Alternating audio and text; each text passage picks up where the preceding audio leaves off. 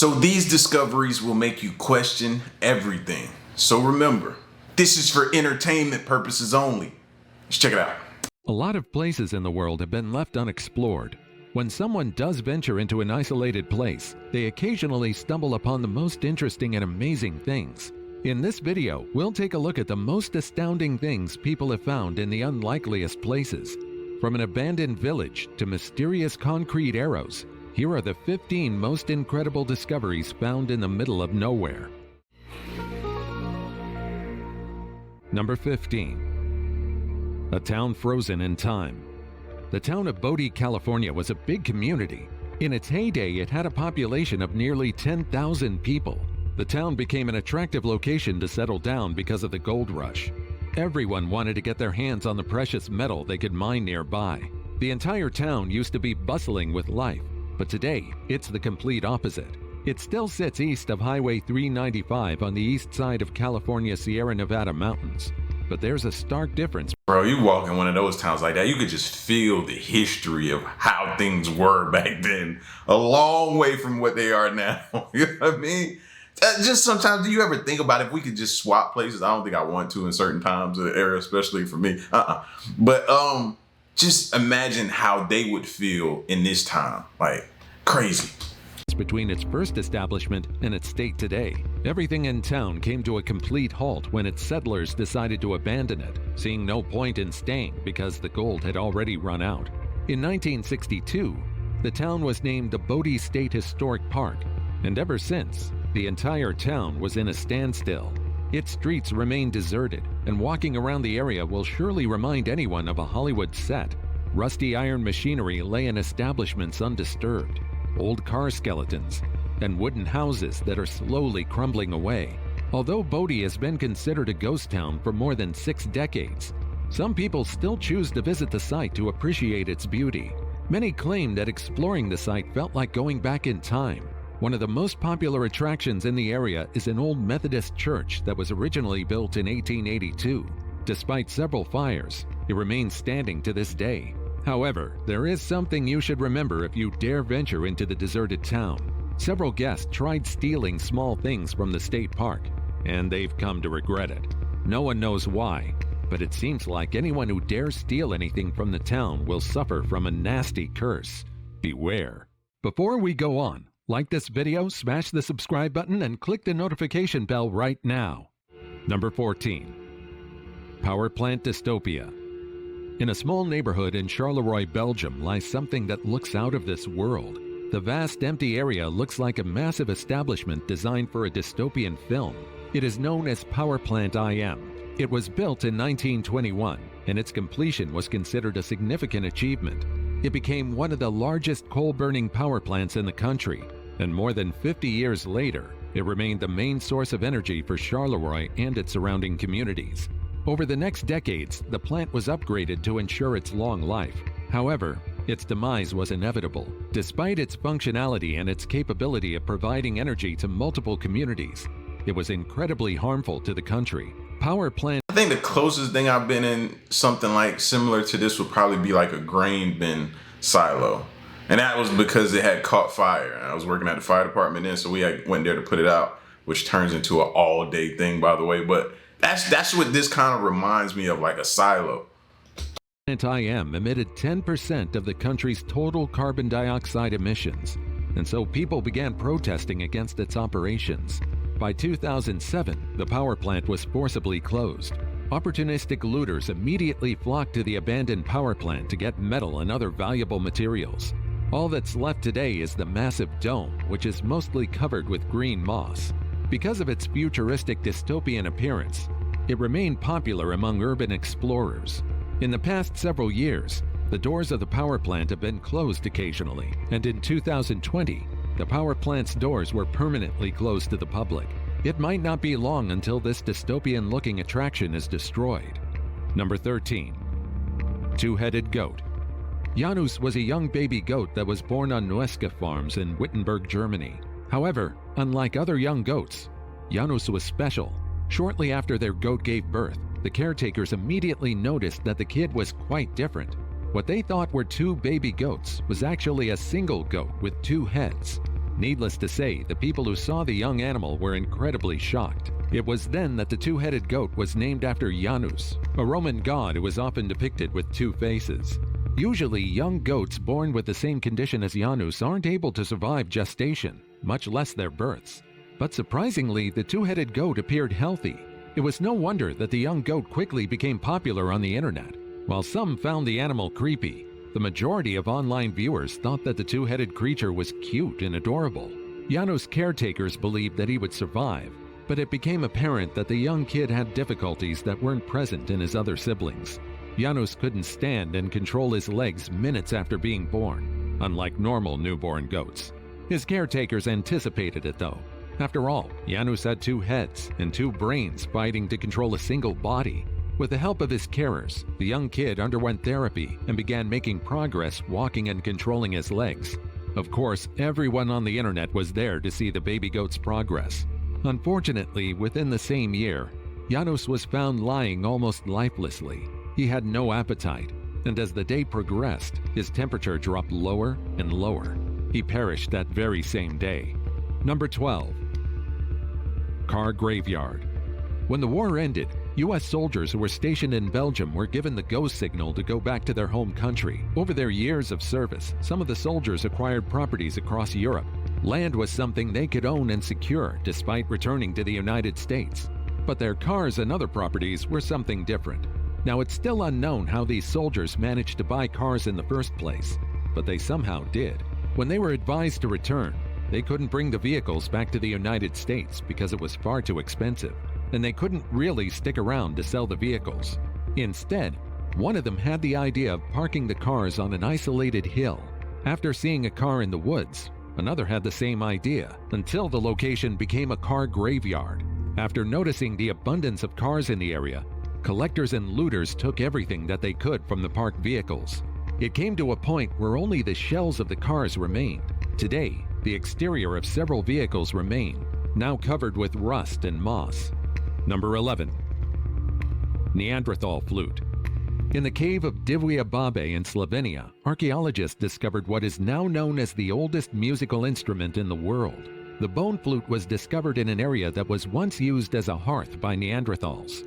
Although only a small portion of the 50,000-year-old instrument remains intact, it was still considered an important piece of history. It provides evidence that we've been making music since tens of thousands of years ago. Because of the discovery, archaeologists were also able to create a clay replica of the 50,000-year-old instrument and play modern music using it. It was incredibly surprising that despite dating back thousands of millennia, the instruments were refined and capable of playing notes on today's musical scale. Number 10. Mount Celtate forts. In the waters of Thames estuary are several decaying forts sticking out of the water. These rust-covered establishments, which resemble dystopian and sci-fi buildings, were once anti-aircraft tower forts that were built in the early 1940s, at the height of World War II. The decaying establishments were once part of the Thames Estuary Defense Network, but their time was short-lived. In the 1950s, they were decommissioned, and years later, they were damaged by a storm. Instead of completely scrapping them, they were transported to the water where they stick out like nasty reminders of the bloody battles that occurred in the Second World War. Although everyone is free to spectate the establishments from afar, the authorities are against people visiting and entering the establishments. Yeah, you already know why. You know somebody gonna try to climb up there. Look at it. I even thought about it just sitting there. I was like, ooh, I wonder if they get close. If I can get close to that, I'll probably try to shimmy up there and see if I can get up there, man. All that rust, and you need a tetanus shot probably and everything like that. But yeah, we do some dumb things and we have some dumb thoughts, and I had some dumb thoughts just looking at this. So I see why the authorities probably would restrict you from going there. As they could fall apart anytime soon. Number 9. Girl pulls 1,500-year-old sword from a lake. You've probably explored a lot of places as a kid. After all, the curiosity of a child knows no bounds. But not all of us had the opportunity to discover something awesome while having our own imagined adventure. That's why a young 8-year-old girl most likely still remembers the exact moment when she pulled out an entire sword from the Vidöstern Lake in Jönköping County, Sweden. The young girl named Saga was on summer vacation with her family when she suddenly stumbled upon a strange metal object covered with rust and other debris. At the time, the water of the lake was extremely low, which enabled her to see the strange object. She immediately noticed the handle and lifted it out of the water. Delighted, she called for her dad, who confirmed that she pulled a sword out of the lake. But it wasn't the most exciting part of her discovery. Aside from the very cool action of fishing the sword out of the lake, the object also had historical significance. Contrary to her father's initial suspicion, the sword was actually an ancient relic that was forged around 1,000 years ago, maybe even more. Saga's discovery compelled authorities to excavate at the site, and they also discovered a brooch from the 3rd century. The cool part? It's the fact that after her story was featured on the news, locals began calling her Queen. Now that's a core memory right there. That kid will most definitely remember that cool moment for the rest of her life. Who knows? It might even inspire her to someday become an archaeologist. Number 8. Remains of Mfim. Mfim, which literally translates to Endless Sea, was a 76-foot Brazilian research vessel. It was used until April 2012, and its last mission was to traverse the Antarctic waters. However, during one of its explorations, Mfim encountered a problem. The crew ran into difficulties when the vessel hit the ice in Maxwell Bay in Ardley Cove. It wasn't a serious problem until the weather turned worse. 40 knots of wind effectively stopped the vessel from advancing any further. Along with the waves, the crew on board knew that it was too late to salvage the ship. The ship was left behind by its passengers, who were rescued and transported to the nearest safe facility. Many of them were rescued just before they succumbed to the freezing environment of the Antarctic. The vessel, however, slowly sank. After it froze over, the vessel split in half after the hull expanded. And so today, the vessel is trapped, encased in ice. What's astounding is the fact that it's in an icy chamber that's shallow enough to be observed by anyone walking on the surface. In early 2013, volunteers finally freed the research vessel from its icy cage by attaching buoys to lift it. Once the vessel was lifted to the surface of the water, it was pulled to the nearby shore, where researchers salvaged what they could. Fortunately for them, Mfim was insured for a staggering $700,000. But because of its current state, the vessel is beyond repair, and it never had the chance to sail once again. Number 7. Christ of the Abyss. 17 meters under the waters of San Frutuoso, Italy, is a massive bronze statue that was placed in the area in August of 1954. Yo, imagine rolling up on that, swimming up on that, and seeing that underwater, fam. Like, you know how certain conspiracy theories feel about, underwater things, discovery, that we're underwater, or to get to space is to go through underwater and different things. Imagine rolling up on that right there. That's eerie. That's scary. I don't know, man. That would kind of choke me up to run up on that. And I'd probably, my air gauge would be messed up. Yeah, that messed me up. This eerie statue depicts Christ with his arms raised, seemingly reaching up to the surface. This divine figure remains to be different from others because of its unique location. Moreover, it's incredibly significant for the locals, as it was placed in the water as an honor to Dario Gonzet, an Italian pioneer for scuba diving gear.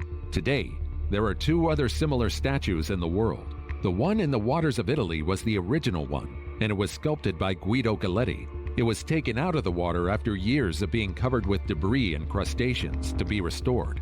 The same year, it was returned to its original location, where it remains to this day. In 2018, it was cleaned to maintain its state. The second bronze statue was created and placed on the coastline of Granada. It was cast from the same mold as the original Christ of the Abyss sculpture in Italy. Finally, the third structure was placed in the waters of the United States, off the coast of Key Largo, Florida. Number 6. I ain't never wanted to go deep sea diving before, or just diving period before, but that makes me want to. I would definitely, that's gotta go on my bucket list to go and swim and see that. Abandoned Japanese amusement park. A colorful Ferris wheel and a dusty weathered carousel are only 2 of the attractions left behind at the eerie site of Kijinuma Leisureland in Osaki, Miyagi Prefecture in Japan. The entire amusement park is a staggering 110,000 square meters, and yet More than 20 years ago, it was left abandoned by its owner due to financial problems. However, it wasn't officially marked as closed. Today, only urban explorers and those into dark tourism visit the area. Things like this should be tore down. Absolutely tore down. Because kids like me growing up would find this and absolutely go crazy on this stuff, man.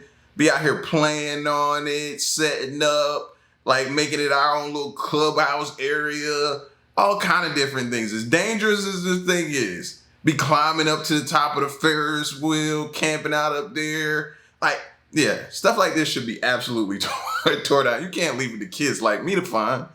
Despite being left abandoned for over 2 decades, the Ferris wheel and carousel are both in relatively good condition. In Japan, several people are into Haikyo, the equivalent of urban exploration in the country. It quickly became a favorite for tourists and photographers alike because of its picturesque and rather creepy vibe. It was said that the owner tried to reopen the amusement park, but because the attractions that were corroded and some of its mechanics were eaten by rust after lack of maintenance, he found it too hopeless. Several people wonder why the amusement park still stands today, despite it not being operational for the past few decades. But perhaps there's something that attracts people to these ruins. There is something hauntingly beautiful in exploring these abandoned and decrepit sites. Number 5. Chicken Church. Perched on a hill on the island of Java, Indonesia, is a strange establishment that confuses everyone who sees it. Several miles from the world's largest Buddhist monument is yet another strange structure. This is the Chicken Church. It's literally a massive chicken-shaped temple, complete with an open beak and a gleaming white crown. Who wouldn't be impressed by this establishment? This ancient temple was shrouded with controversy in the past.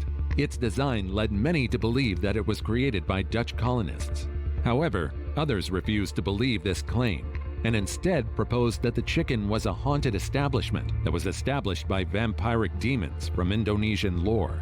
But as it turned out, these theories were all wrong. Contrary to popular belief, the church was built by a Christian believer. The Chicken Church was created by a man named Daniel Alamsja. The establishment is neither haunted nor left behind by Dutch colonists. Daniel is a man in his 70s, and he built the church after receiving a vision of a dove resting on top of a hill. Of course, the man didn't immediately create the church because of a strange dream. But when he visited one of his employees and saw the exact same hill in his dream, he realized that he was indeed given a mission. Over the next month, he spent thousands of dollars to buy the rights to the land and erect the church. Unfortunately, instead of a dove, many people thought that the church was in the shape of a chicken. Well, that's probably quite disappointing for Daniel. But what's important is the fact that many appreciate the establishment he built. And now, it's time for today's topic. This farmer discovered something weird under his cornfield. It was a normal day when a farmer heard strange noises coming from the middle of the field. Curious, he ventured into the tall grass and discovered what looked like a piglet. But when he looked closely, he realized that the animal didn't look normal. Instead, it looked like a hybrid of a pig and a human. The abominable creature was still alive and kicking when the farmer decided to bring it to a shed. Unfortunately, the creature died a few minutes later. However, he did manage to take a photo to intrigue everyone on the internet. There are some speculations that the entire thing was a hoax and that the animal was CGI. There are also people who believe that the animal was a cursed creature because of its strange appearance. What are your thoughts on this? Well, I feel like there's a subreddit of like horror stories from farmers, like that are actually probably somewhat true. I feel like that because you always hear like alien stories, aliens either destroying the cattle, like leaving them with no blood inside or different things like that. You hear these farmer stories, man, and we'd be crazy to sit here and think that all of them are fake. Come on, man. No, I don't play like that. I don't play like that. As always, comment down below with the hashtag today's topic and let us know your opinion about what we just showed on screen. With that said, let's keep things moving. Number 4. Great Train Graveyard. For locomotive enthusiasts and history lovers out there, stumbling upon a train graveyard must be something out of a dream. If you ever find yourself wandering around Uyuni, Bolivia, you just might get the chance to take a look at trains that stood the test of time. Known as the Great Train Graveyard, this isolated area in Uyuni was once considered an important transportation hub in South America, but after problems around the territory, it lost the attention of investors and developers. Trains in the area were left to rust, and they remained forgotten for years. Ironically, more people began paying attention to the locomotives after they lost their functionality. Today, people who find themselves around the area climb up the rusted shells of the trains and appreciate the historical remains. More than 100 train cars, each with its own history, can be found in the locomotive graveyard. Number 3. The Leper Island. On an island located in the Gulf of Alaunda, northeastern Crete, is a settlement that was created solely for outcasts. Spinalonia wasn't always a land separated from the peninsula of Alaunda, but to protect the port of ancient Aulus, which rose in reputation because of its salt pans, it was deliberately separated from the rest of the land. Spinalonia became among the most formidable fortresses in the Mediterranean until it was converted into something else. Beginning 1903, Spinalonia was seen as a good place to isolate lepers from the rest of the communities in Europe. In the past, leprosy was an incredibly stigmatized disease, and anyone who contracted it was automatically considered an outcast. No one wanted anything to do with them, and the sickness was practically incurable. From 1903 to 1957, Spinalonia was converted into a leper colony and remained one of the last leper colonies in Europe.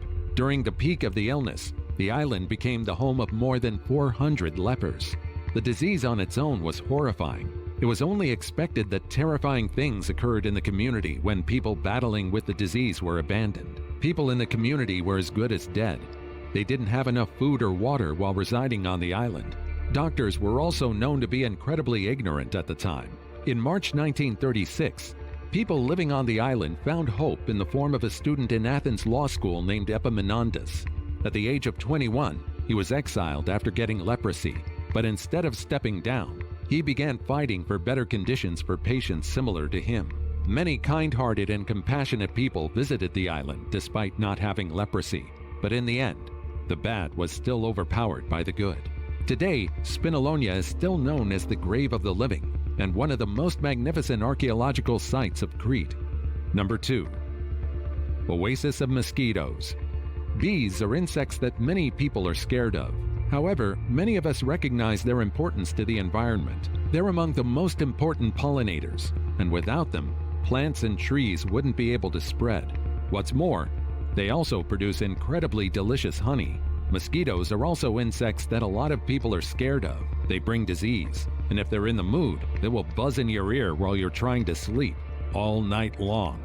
Needless to say, these creatures are pretty annoying. Unlike bees, no one would probably care if mosquitoes disappear on Earth. Mosquitoes are among the deadliest creatures on Earth, and they're the culprit behind many deadly diseases. These insects are responsible for malaria, which kill about 429,000 people in a single year. What's more, nearly half of the entire planet's population is at risk of getting infected by a sickness brought on by these small insects. And so many travelers were quite pleased upon discovering Wauanamus. It's an extinct volcanic crater in one of the most isolated places in Libya, covering an area that's about 4 kilometers wide and surrounded by a massive deposit of ash. This volcanic crater is a hotspot for tens of thousands of mosquitoes. It's quite a sight to see, and it's a place that you wouldn't want to visit. Number 1. Mysterious giant concrete arrows.